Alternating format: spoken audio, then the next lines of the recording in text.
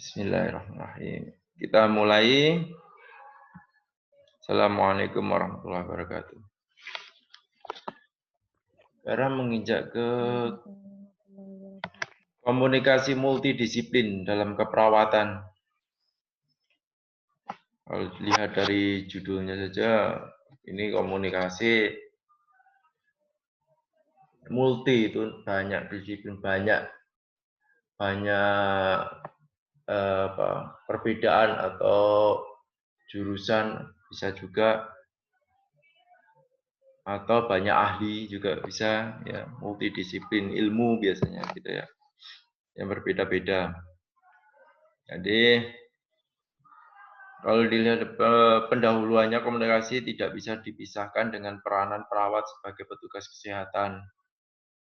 Ya, karena sehari-hari perawat ini ya berkomunikasi. Tanpa adanya komunikasi antara perawat dengan pasien, ya terasa hampa ya. Karena bagaimanapun juga komunikasi ini sangat penting untuk menggali sebab musabah kenapa pasien tersebut mengalami sakit, ya.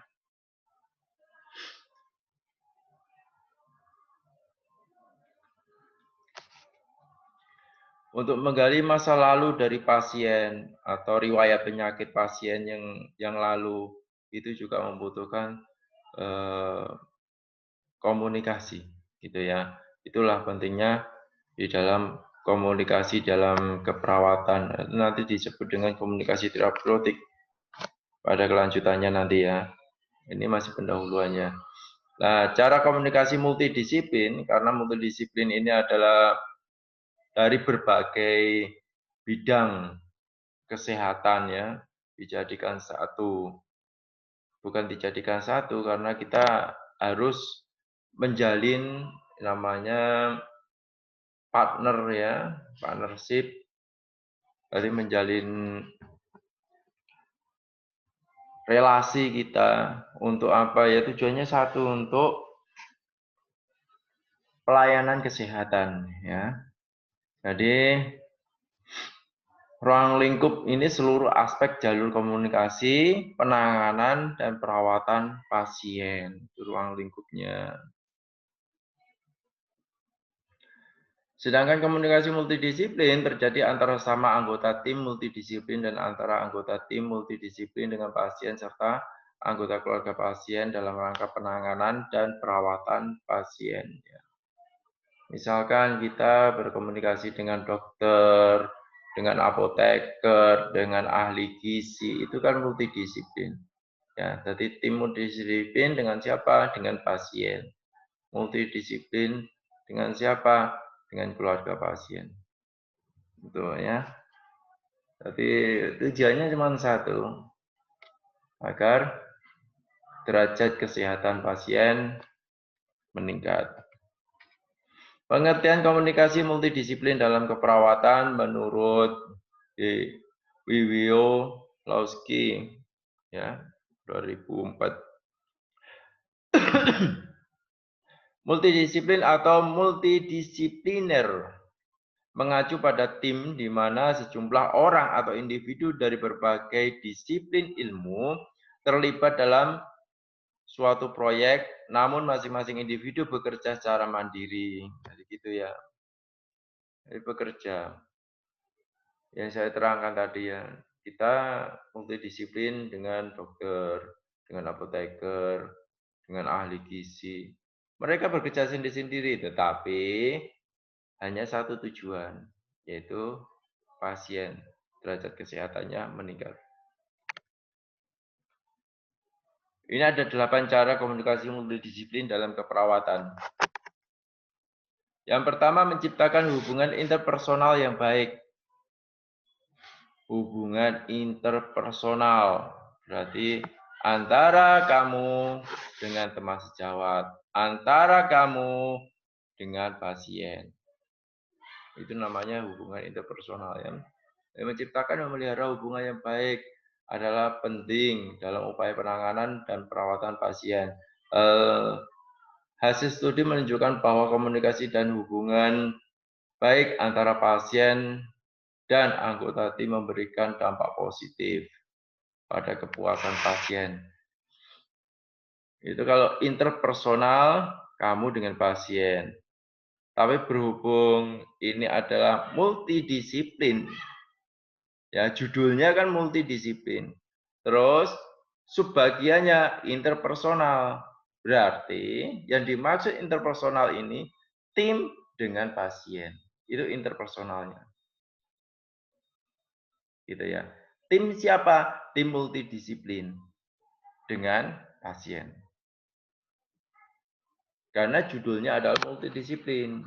Jadi interpersonalnya tim. Jadi bermacam-macam perbedaan pengetahuan atau bermacam-macam disiplin ilmu tadi. Perawat, dokter gigi, dokter umum, ya, ahli gizi, ahli terapi, dan lain sebagainya. Itu disebut tim. Jadi satu kesatuan. Bukan disebut masing-masing. Ya. Disebut satu kesatuan. Nah, interpersonal. Interpersonalnya berarti tim tadi itu dengan pasien. Itu interpersonalnya seperti itu karena judulnya multidisiplin. Kalau hanya interpersonal, ya one by one, ya. Pasien dengan perawat, perawat dengan siapa, perawat dengan siapa. Gitu ya. Jadi kalau mencikapi suatu pernyataan, suatu perkataan, itu kita pahami judulnya dulu. Judulnya seperti ini. Subbagiannya seperti ini. Oh, gitu ya. Jadi seperti itu. Harus ada keterikatan antara judul dengan subbagiannya. Bertukar informasi. Anggota tim, yakni dokter, perlu memperoleh sebanyak mungkin informasi dari pasien agar dapat mendiagnosa dengan tepat jenis penyakit yang diderita pasien dan merumuskan rencana penanganan dan perawatan. Bagi pasien, pasien perlu mengetahui, memahami, merasa dikenal, dan dipahami oleh anggota tim. Untuk itu, kedua belah pihak sangat perlu melakukan komunikasi dua arah sebagai upaya untuk saling bertukar informasi. Nah, ini bertukar informasi. Bertukar informasi siapa dengan siapa, keluarga dengan tim, pasien dengan tim, dan di dalam anggota tim. Ya, personal sendiri tanpa multidisiplin. Dan di dalam anggota tim. Karena harus ada juga bertukar informasi di situ. Kadang gini, karena perawat itu adalah menjaga pasien itu 24 jam. Sedangkan dokter enggak. Ya kan? Ya kalau di rumah sakit Dr. Stomo ada dokter jaganya 24 jam. Di rumah sakit kecil, dokter jaganya hanya adanya di UGD. Selepas itu enggak ada. Ya kan? Maka harus ada komunikasi perawat dengan dokter juga. Gitu ya. Itu agar bertukar informasi. Menggali penyakit pasien itu ya perlu kita datangkan pasiennya atau keluarganya ya. Agar kita bisa mendapatkan banyak informasi dari apa yang dirasakan oleh pasien tersebut. Mendengarkan secara aktif dan penuh perhatian. Ingat kata-kata bijak bahwa kalau kita menghormati orang lain, maka kita akan dihormati. Gitu ya. Maka dari itu, ketika ada seseorang di depan kita berbicara, maka kita dengarkan dulu apa yang dibicarakan. Kalau perlu kita memberikan komentar, berilah komentar yang baik. Tapi jika kamu nggak bisa berkomentar yang baik, lebih baik kamu diam. Dengarkan aja. Itu ya. Jadi mendengarkan secara aktif dan penuh perhatian ini kita pandang matanya, tapi tidak secara tajam memandangnya ya. Kita pandang matanya agak sayu sedikit, terus bibir kita tersenyum manis, gitu ya. Jadi pandangan yang kalem, cool, tapi manis dilihat karena senyum kita. Itu. Jadi terus sekali-kali bilang, iya iya ya Bu, iya ya Pak. Nah, oh gitu ya Bu ya. Nah ini menandakan kata-kata kita ini seolah-olah memberikan power bahwa kita itu mendengarkan beliaunya bercerita gitu loh. Ya. Dan juga tidak hanya itu ya. Itu tadi lewat verbal, sedangkan lewat nonverbal misalkan diberikan sentuhan, ya, ya ya sambil disentuh bahunya, menandakan bahwa kamu ini sangat luar biasa di dalam menangani pasien, gitu ya. Karena komunikasi ada dua ya, verbal dan nonverbal. Kamu bisa menggunakan kedua-duanya, bisa menggunakan salah satunya. Yang penting komunikasi itu tersampaikan dengan baik, sehingga kamu bisa menggali pasien lebih dalam tentang penyakitnya ya. Karena kamu mendengarkan cerita pasien, akhirnya pasien itu merasa senang, akhirnya mau bercerita lebih banyak. Penggunaan bahasa yang tepat.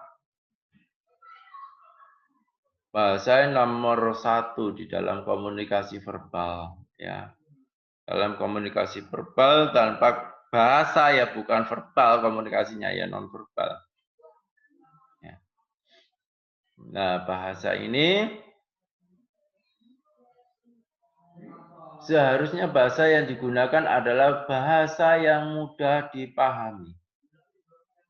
Ya, bahasa yang mudah dipahami. Tuh. Kalau kamu ingin dianggap orang yang pintar ya, kamu menggunakan bahasa yang mudah dipahami.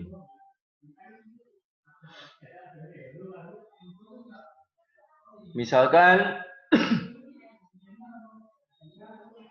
saya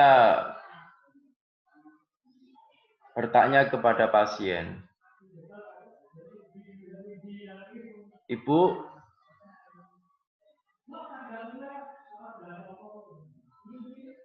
Ibu harus gini, saya bicara tentang misalkan tentang kencing manis ya, kencing manis pasien yang menderita kencing manis. Ya. Ibu harus mengurangi sugar agar ibu tidak mengalami hiperglikemi. Nike, apakah pertanyaan saya ini salah ataukah benar?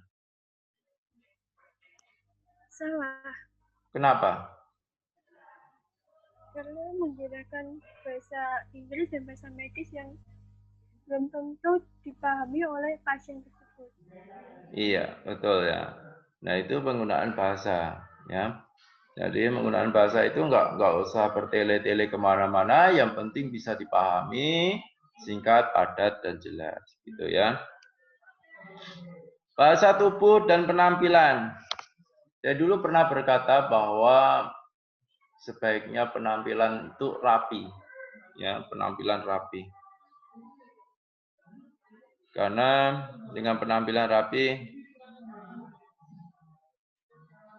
Felicia,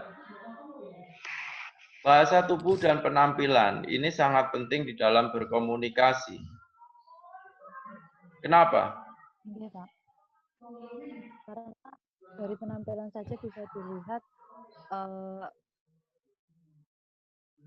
bisa dibilang seseorang itu berada satu tingkatan lebih tinggi dari orang yang akan diberi penjelasan gitu Pak. Iya, betul ya. Jadi kita harus berada satu tingkat di atas pasien agar pasien itu bisa lebih percaya kepada kita dengan karismatik kita. Gitu ya. Dengan adanya bahasa tubuh ini sangat penting juga karena bahasa tubuh ini walaupun tanpa perkataan tetapi mengenanya itu luar biasa ya. Misalkan dengan senyuman kita itu bahasa tubuh juga ya. Terus dengan pergerakan kita, gaya kita, perilaku kita itu bahasa tubuh semuanya. Ya. Bersikap jujur. Bersikap jujur merupakan salah satu konsep moral dalam komunikasi keperawatan. Anggota tim seperti perawat harus bersikap jujur agar diskusi atau konsultasi yang dilakukan tidak menimbulkan kecurigaan, keraguan, dan kesalahpahaman. Ya. Jadi di dalam pemberian asuhan keperawatan, kalau kita tidak jujur, pasiennya bahaya, ya kan? Tapi ada satu fenomena, kita takut kepada pasien, di mana pasien itu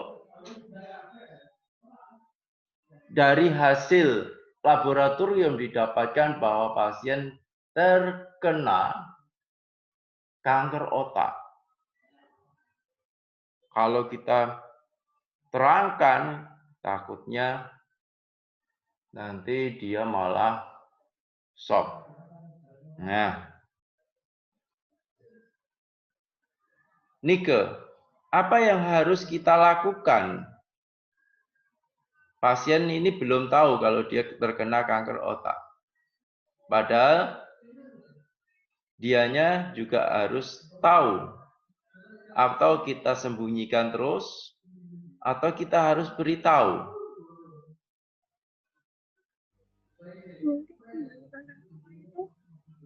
Kita beritahukan kepada keluarga dulu.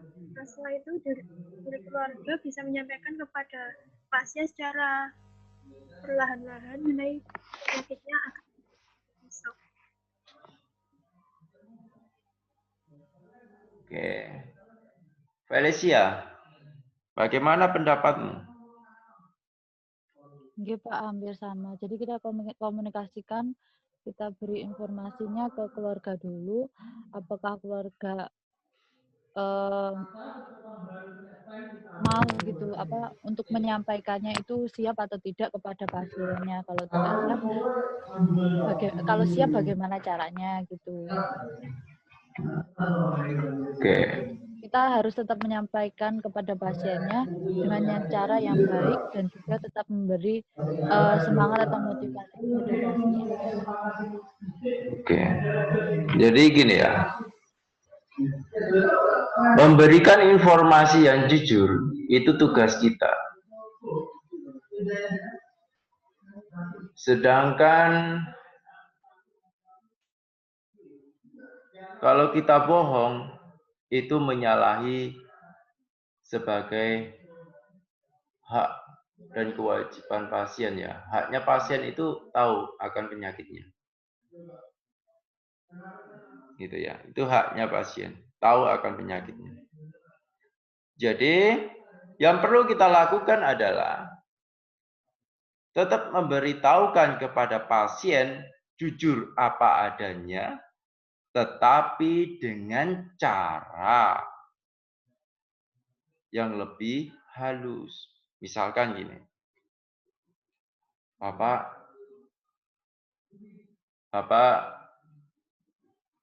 semangat ya. Jadi motivasinya didahulukan. Bapak semangat ya. Gitu. Ada beberapa keajaiban Bapak.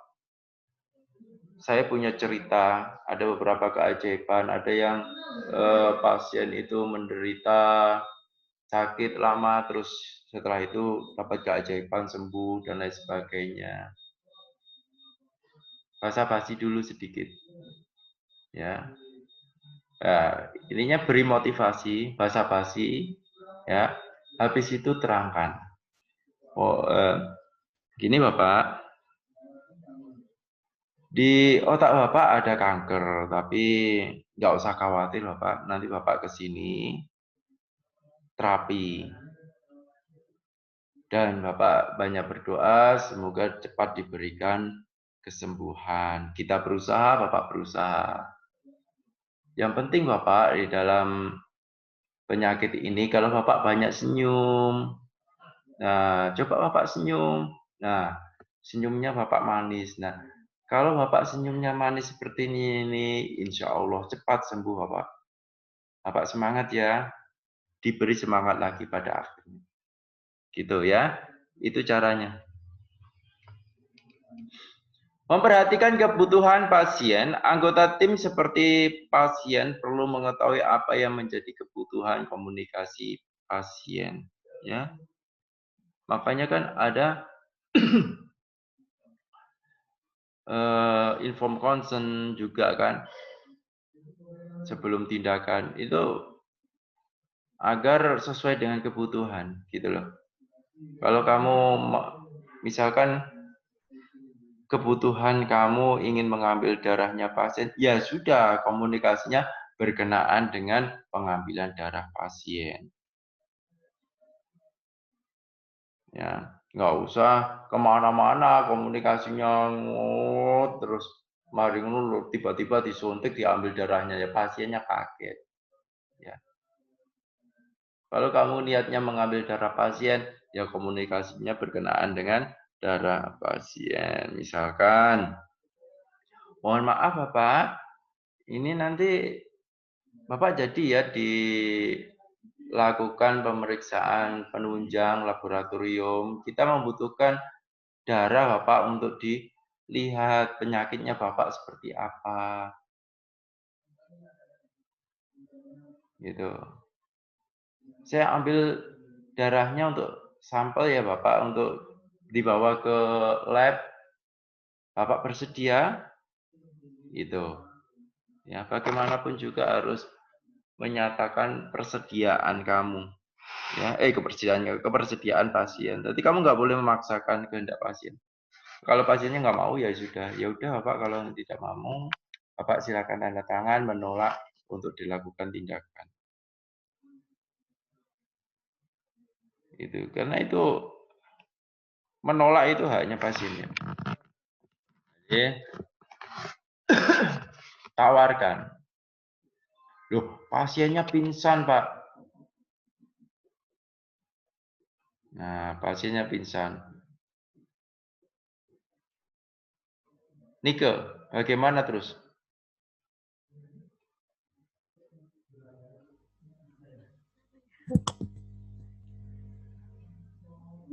Mungkin.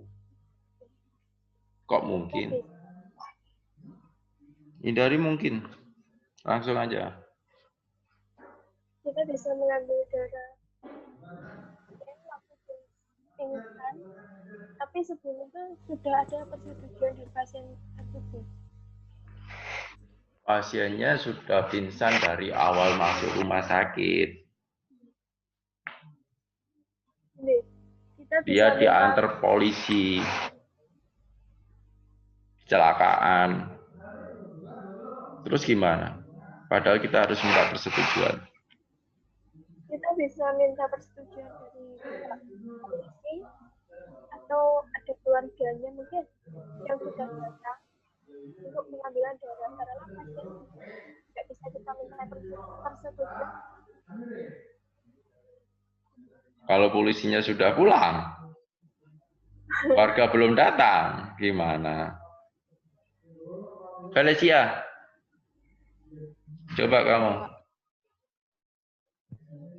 Kalau menurut saya langsung dilakukan tindakan, Pak, yang harus dilakukan. Karena itu menyangkut dari keselamatan pasien sendiri. Iya. Kalau ada warganya, ya ke keluarga. Kalau tidak ada, ya langsung dilakukan tindakan yang seharusnya. Ya. Yang pertama kita lakukan, tetap kita walaupun pasiennya itu tidak sadar, tetap kita berkomunikasi dengan pasien. Itu pertama. Ya. Ya. Yang kedua,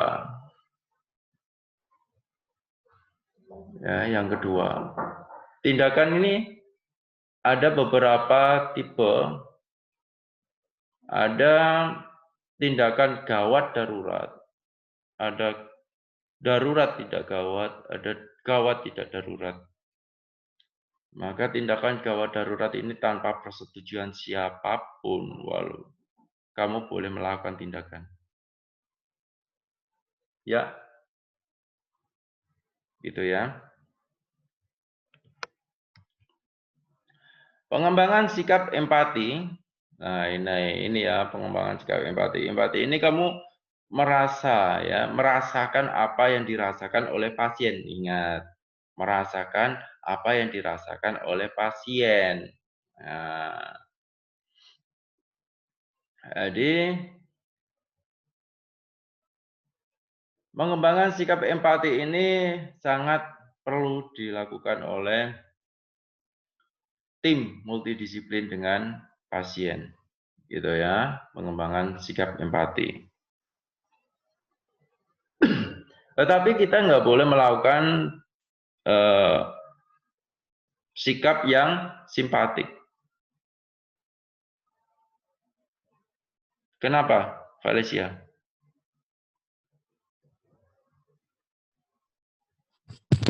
Maaf Pak, boleh diulang pertanyaan? Kita harus berempatik, melakukan sikap empatik kepada pasien, ya. Karena itu, agar perawat dapat merasakan apa yang dirasakan oleh pasien, tetapi kita tidak boleh bersikap simpatik. Kenapa? Karena seorang perawat tidak boleh terlalu dalam suasana pasien. Kalau sedih tidak boleh tidak boleh ikut menangis, gitu Pak. Oh ya, oke. Ada 12 cara komunikasi multidisiplin dalam keperawatan di Indonesia. Bentuk komunikasi interpersonal yang baik tadi ya, hampir sama. Ini caranya ya. Dan tadi ini 8 ini adalah cara komunikasi multidisiplin dalam perawatan. Dalam perawatan yang ini 12 cara komunikasi multidisiplin dalam perawatan di Indonesia. Ada di Indonesianya. Yang tadi secara umum ya. Yang ini di Indonesia, interpersonal tadi sama.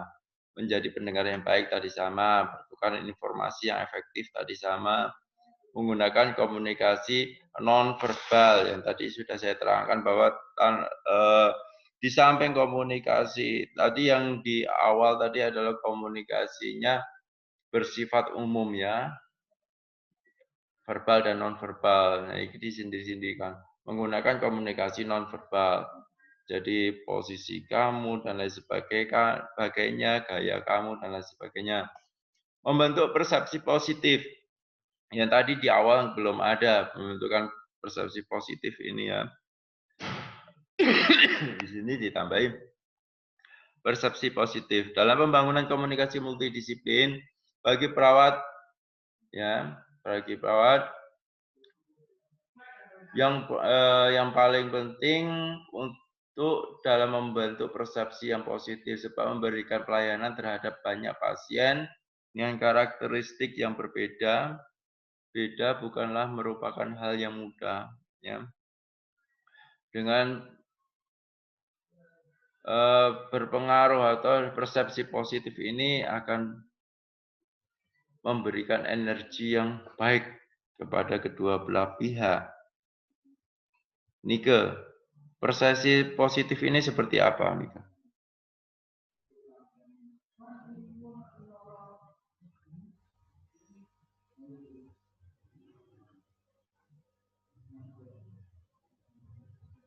Gimana, Nike? memberikan motivasi kepada pasien yang mengalami penyakit yang sudah tidak disembuhkan. Kita kasih motivasi agar pasien itu bisa semangat untuk sembuh gitu.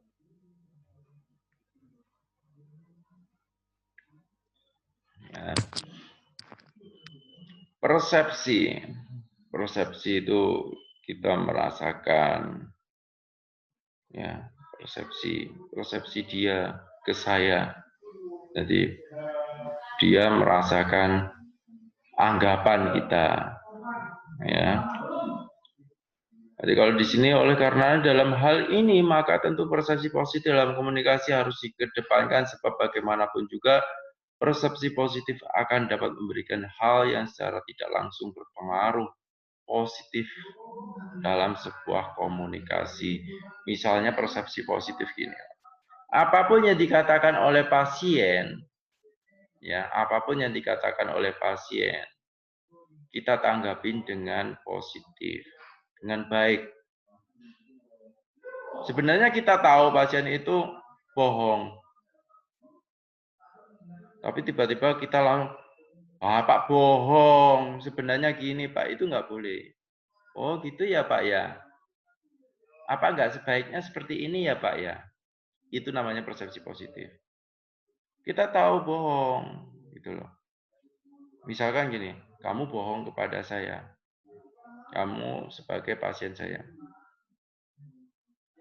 Terus aku bilang, misalkan Nike pasien saya. Nike ini bohong, nggak gitu kok sebenarnya. Sebenarnya Nike ini kalau di rumah makan melulu, akhirnya gemuk gini, gitu. Itu salah. Itu memberikan persepsi negatif kita. Jadi kalau kita memberikan persepsi positif seperti ini, kita tahu Nike itu di rumah makan melulu, akhirnya gendut. Waktu dia kontrol, nggak ada perubahan dalam dietnya. Maka kita lakukan seperti ini. Ketika dia bercerita, kita tanya dulu, Nike, di rumah dietnya sudah dilakukan? Nike jawab, sudah Pak, tetapi tetap aja, padahal sebenarnya tidak dilaksanakan sama sekali. Dan kita tahu itu, maka kita bilangnya gini aja. Nanti di rumah sebaiknya Nike, kalau ingin badannya ini cepat kurus, di samping olahraga yang teratur, patuhi diet seperti ini ya Nike. Hanya gitu yang kita boleh. Ya, itu memberikan kesan positif. Kita tidak menyalahkan, tetapi kita membenarkan. Ya. Kalau Nike-nya ini sadar, maka dia akan menjalankan. Kalau tetap nggak sadar, ya sudah. Itu loh. Ya. Memberikan penilaian yang baik. Ya. Kita dengarkan, dia bercerita. Oh, iya, baik. Benar. Ya. Karena apa? Dengan penilaian ini, maka kepala seseorang memberi pujian itu termasuk juga nilai ya. Kalau orang ini diberikan nilai yang baik, diberikan pujian, mau nggak mau kepalanya akan besar dan dia akan bercerita panjang lebar ke kamu, gitu loh. Itu manfaatnya ya. Ya. Ada wanita bilang laki-laki suka gombal, tapi wanita itu suka digombalin. Itu kenyataannya. Itu menandakan bahwa pujian bagaimanapun juga siapa saja yang diberikan pujian pasti dia senang. Itu ya. Penggunaan bahasa dan etika yang sopan, yang tadi nggak ada ya, ini tadi cuma bahasa ya, bahasa yang mudah dipahami. Sekarang ditambah etika dan sopan, ini pentingnya. Berarti sopan santun dijaga karena kita orang Indonesia. Mengendalikan emosi. Yang kemarin ya, kita harus bisa mengendalikan emosi. Kemarin pernah kita bahas ya. Berbagi pengetahuan. Ya. Ini pengetahuan ini penting. Kita menerangkan ke penyuluhan kalau kita ke pasien yang namanya penyuluhan. Jadi misalkan pasiennya kena kencing manis, kita berikan penyuluhan tentang kencing manis. Itu namanya berbagi pengetahuan. Penampilan tadi satu tingkat di atasnya, sikap ini sikap yang baik. Memperhatikan kebutuhan pasien. Dulu aku punya cerita bahwa pasien saya ini di-gift ya. Hampir seluruh tubuhnya itu di-gift. Terus tiba-tiba dia menangis. Mau ngomong juga nggak bisa. Aku bingung waktu itu saya pernah jadi perawat di Serang sana. Bingung harus bagaimana karena tak ajak ngomong juga dia nggak bisa jawab. Rahangnya juga di-gift. Ya. Akhirnya dia kan nangis banget ya.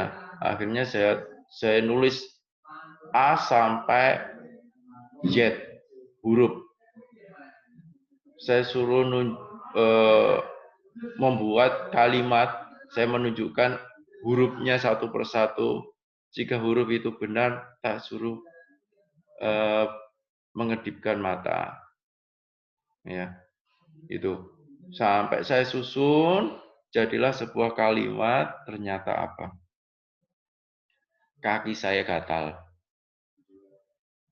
Nggak bisa menggaruk kaki yang gatal, akhirnya menangis. Ya, jadi kamu harus bisa memperhatikan kebutuhan pasien. Kebutuhan pasien itu banyak ya, karena Pak manusia itu unik, berbeda-beda kebutuhannya.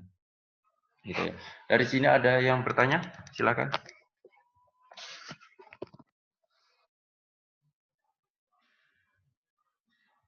Ika, ada pertanyaan? Belum, Pak. Belum. Felicia, ada pertanyaan? Tidak ada, Pak. Tidak ada. Ya udah. Kita akhiri pertemuan kali ini. Akhirul kalam. Wassalamualaikum warahmatullahi wabarakatuh. Waalaikumsalam warahmatullahi wabarakatuh.